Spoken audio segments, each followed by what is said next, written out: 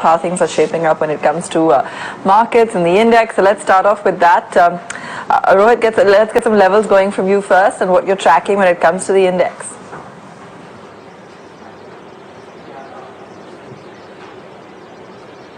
I think the first key hurdle that the market is likely to face is close to 7600, and that's essentially the 20-week average and also the same level from where we sold off, in January.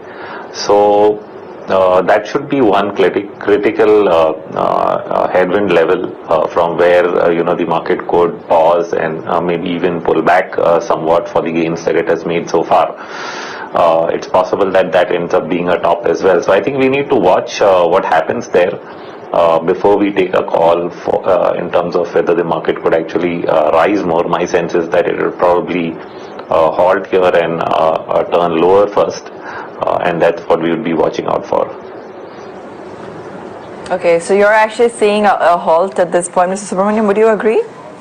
I totally agree with Rohit. The only thing is that probably I would prefer to take some profits, closer to those levels of 7550, 7600, because I think we need a very strong trigger for this market, particularly the banking push side where 15,400, 500, no, that's going to be a very stiff resistance. We need a very strong trigger for the index to go past that. And even considering the fact that we have had a recent run up, I think I would be more comfortable booking some profits at 7550, 7600, and maybe look at some of the mid caps. I think they are the ones which have to do some catching up. I think one could probably bet on some trades on that side rather than overall the index. Morning, Mr. Subramanian. I'll just break this question up into three parts. One, if somebody is saying, because that's been the general sentiment that the market's done too much, and someone is saying, well, let me be short, let me try a short. A, should you try a short in this market, especially on the futures and options side? Two, if you've not been in the market, should you get in at this point?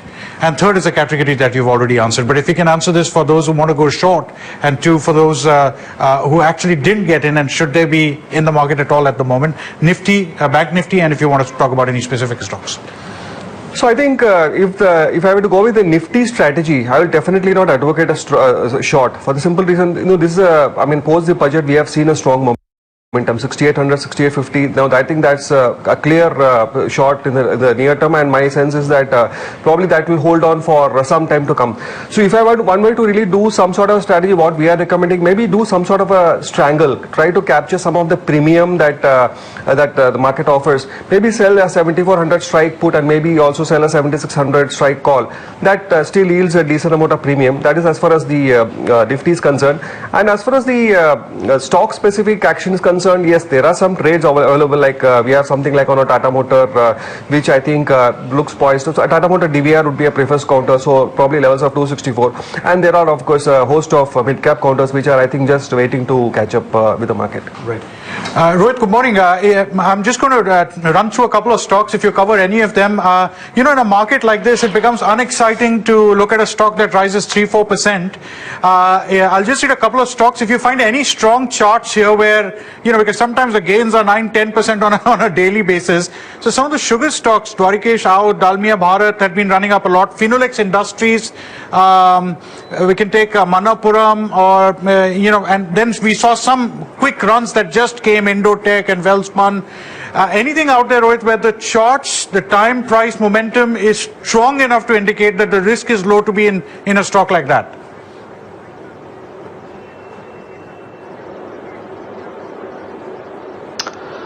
Well, all the names that you mentioned are essentially in the mid-cap arena, and one sector which I would avoid going short on is the commodity-related pack, and specifically you mentioned sugar stocks. I would actually say no there, and the reason is very simple. For those who do not track it very closely, commodity prices have been in a decline for 4 to 5 years, and there is a good potential that we've already seen at least a long-term bottom in gold. So that's one particular commodity. But since you're talking about agro-commodities, I think the entire agro-commodity space has seen a pretty long and stretched bear market all the way from 2010-11 down to 2016 or 2015, and sugar prices have actually broken out out of that downward trend in the last quarter. So essentially I'm looking at what would be the right buying and entry points into sugar rather than what are the selling points. So I think clearly if you're looking at selling mid caps for short-term gains, the place to look at is companies that would be highly leveraged, that are still in trouble and would continue to be in decline, which would remain in the interest rate sensitive areas. They could be realty stocks, for example. They could be autos, but in general, like I said, I would like to avoid commodities because commodity prices are bouncing back from a 4 to 5 year bear market. I'm not sure whether base metals have done a final bottom, but they're definitely rallying right now, which is helping metal stocks. So this is the segment to avoid very clearly. And so, like I said, it could be realty, it could be auto. You look at those segments where you can actually, find shorts as and when you see weakness. All right. Rohit, let's get you in on this too, Bank Nifty, and the same question when it comes to ICICI as well.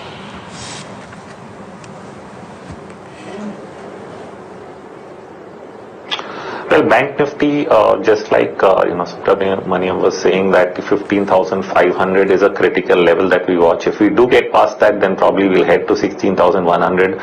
But my sense is somewhere you'll have to start looking at, whether a weakness develops again in the banking space. Because I can't really see a broad-based runaway. In fact, some very key levels actually broke in the last quarter. So what we are seeing essentially is a bounce back from very, very oversold conditions. The question is how long is it going to last? And particular to ICICI, out of I think the private sector names, that's been one of the weakest links. And it does look like it's been in a continued, lower top, lower bottom kind of formation for all of last year. And so it would be too early to really say that has changed. In fact, the thing to look out for from a market perspective is whether other key leaders, which have been HDFC Bank, LIC Housing, Kotak, these are four big names which for the first time saw some kind of weakness in the recent selling that we saw in February. Will that weakness continue? They've all bounced back. You need to watch key retracements, and if they actually make a lower top and start falling again, I think that would be a signal that this rally that we've seen is just part of an overall bear market that's been around for more than 1 year, and that's something that I think most people are unwilling to still call it, which is very funny because you've had 12 months of a market decline and you don't want to call it a bear market because it doesn't meet some kind of a percentage benchmark maybe, but the definition of a bear market is something that's broad-based, and I think for almost 1.5 years 50 to 80% of the stocks have been declining. There's a very, very narrow list of stocks that are keeping the momentum up. And that's more or less the definition of a general bear market. The question is then, have we really ended, and will it turn around? I think there aren't enough signals for that, and therefore we'll continue to look at whether momentum gets lost. Volumes decline into each rally. When volumes decline, then that's a sign that there's going to be further selling on the way. But like I said, particularly in banking, look at the large big banks to actually see a sign that the momentum is actually coming off. And ICICI itself has been the weakest in the pack, so I think that will remain the weakest within those. Okay, just very quickly, because I think both you and Rohit have a call on Tata Motors. I'm just going to get the strategy that Rohit on Tata Motors. What are you thinking?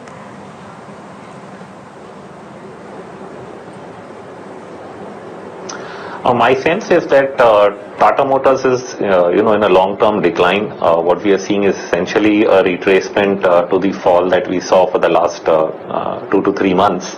And I think almost that pullback is complete. I think the upside should be very, very limited from here, and which means that you start another leg down, which should go below the low that we actually made at the end of February.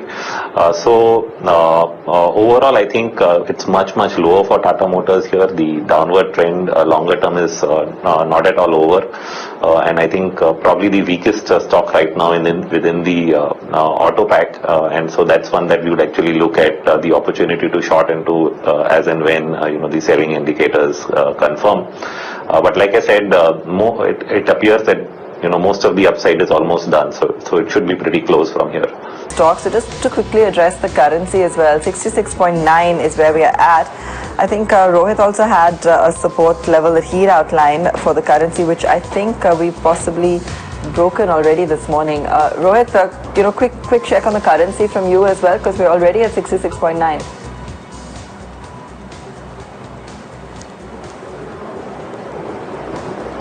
Yeah, I was looking at spot 66.87. That's close to the low we made twice last week.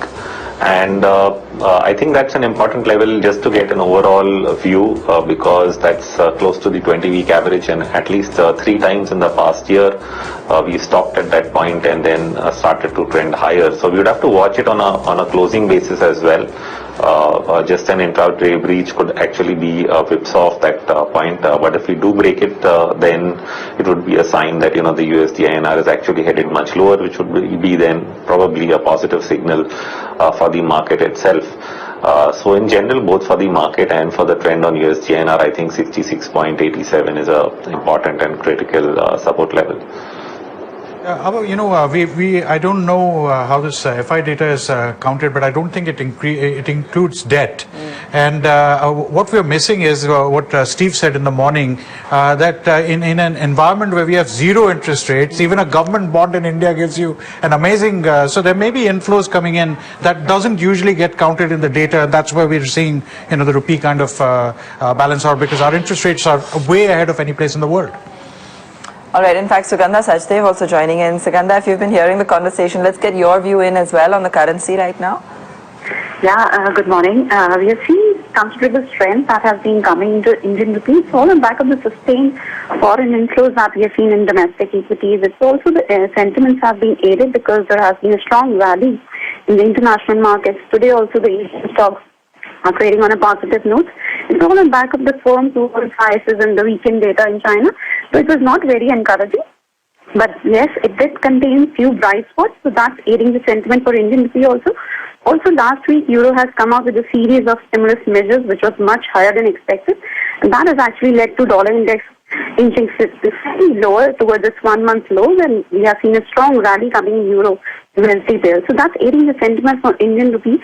In the weeks ahead, I think markets would be now turning their attention to Wednesday's Federal Reserve policy meet, though Fed is not likely to hike interest rates, but then in case there are any hints that it will be more aggressive on rate hikes, then yes, the rally in global equities can halt, and that can hurt the sentiment for Indian rupee.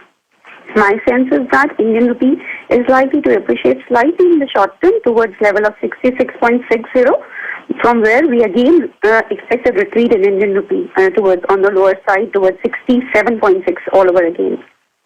Sugandha, this may not be right up your alley, but I wanted to just kind of understand why the rupee may be rising. Do you know where the government reports the foreign flow of funds into debt instruments or government debt? Because, we hear FI equity flows, but we don't hear about the money coming into government debt. And also in India, banks have become very wary about giving any loans to anybody, which means an Indian company has to get it as an ECB or XYZ or approach some foreigner. Could that be the reason we are seeing this? I mean, the debt movements rather than equity movements? No, as of now, I think the inflows are more into equities after the budget. The FIs have actually dotted the budget in terms of the FM, the way they have exercised fiscal prudence. So as of now, the inflows are not much into the debt markets. I think the inflows are more into the equities. So I think that's the major reason that's supporting the rally in Indian rupee. We do not have the exact data for debt market as of now, but yes, more or less, it's more equity-driven rally, and that's being mirrored by the Indian rupee. Essentially, because we are looking at a possible decline in the market, mostly not looking at least bullish trades over here, but when I look at a slightly wider time frame, the only segments that might be where you'd want to put some money would be those which are either on the defense, which means looking at something like pharma, or on commodities, because I was speaking about agro commodities earlier, and that's one sector where I can see actually rising potential agro commodity prices in various areas, and then you'd have to look at stocks that actually benefit from that. So that would be across the board things like sugar, wheat, rice. Many of these trends are likely to turn up. Now, sugar is one of the obvious ones that comes to mind simply because you can directly relate it to, sugar stocks. They did rally in November, December. They corrected pretty sharply after that. But yes, it definitely requires a positive market environment also for them to do well. And as long as markets hold up, I think that's a sector that will continue to do well, essentially on the back of rising commodity prices. So that's one that you would look at. There are many stocks in that. Some are very leveraged, so you have to take, there is always a risk that comes with it. But probably the least leveraged name which I've mentioned before is Balrampur Chini within the sugar stocks. Apart from that, the metal stocks also are holding up, and I think this week will be critical in terms of looking at how metals do, because the Fed meet would give direction both to interest rates and to the dollar. And if we do see further weakness in the dollar, then I think it would signal further rise in commodity prices, and therefore it's possible that the metal space actually outperforms the other parts of the market, or at least holds up better than other parts of the market. So you'd want to keep an eye on how metals do, and accordingly then look at the potential for upside in stocks like Tisco, Hindalco and so on, which have rallied a bit, but if commodity prices continue to hold up, could continue to do well in the short to medium term. So those are two segments, and I said thirdly, there's the defensive pharma. I don't have any clear ideas there yet, but I'm looking at it closely in terms of getting some momentum, because sometimes in a weak market they can hold out better. But right now there's no clear sign of it yet. Sugar as well, sugar, pharma, definitely some of the pockets we're watching out for today, as Rohit also alluded to. Rohit, Mr. Subramaniam, thanks so much for joining us on the show this morning. For your